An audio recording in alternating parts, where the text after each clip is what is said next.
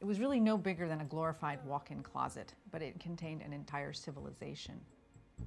Sacred Trash tells the story of what is arguably the greatest discovery of Jewish manuscripts ever made. It's a find that's so vivid that one of the greatest 20th century scholars of this material referred to it as the Living Sea Scrolls. Geniza is a barely translatable Hebrew term that holds within it an ultimate statement about the worth of words and their place in Jewish life.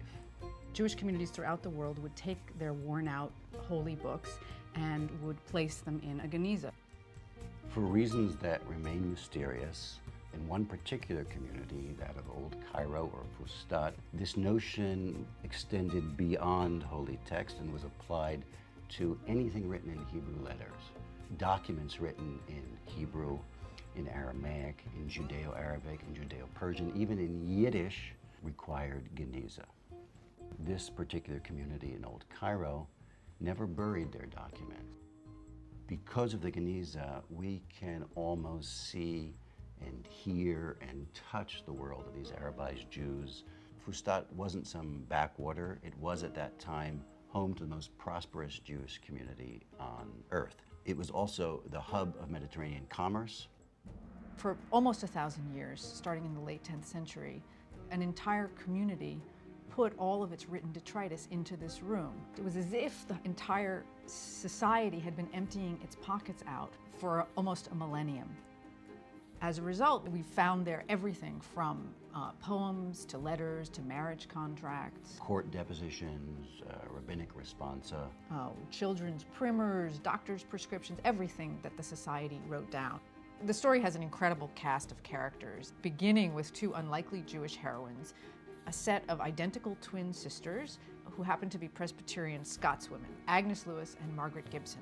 In one May day, it was 1896, Agnes, one of the twins, was out for a walk, and she bumped into this incredibly charismatic, remarkably learned Jewish figure, Solomon Schechter, who was a Romanian-born Talmud scholar, was teaching at Cambridge, and she told him about one of the manuscripts they brought back that they couldn't identify, and asked him to have a look. And within hours, he knew that he had a vital link in the chain of Jewish transmission that went all the way back to the days when the Second Temple was still standing. It was a page from the long-lost apocryphal Hebrew book of Ben Sira, or Ecclesiasticus.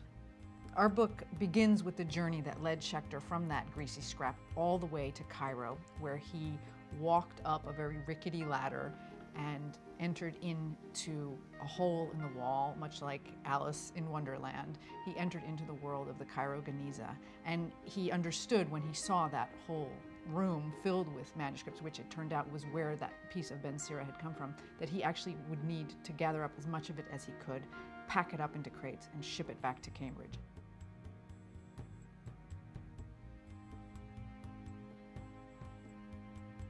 The heroes of this book are the scholars. It would have been impossible to do the work that they did without deep imagination and profound passion. We write about what it was in each of these scholars' lives that led them to a virtually lifelong obsession with this material, what led to their major discoveries, and also what it was about them that enabled them to see treasure where other people had just seen garbage.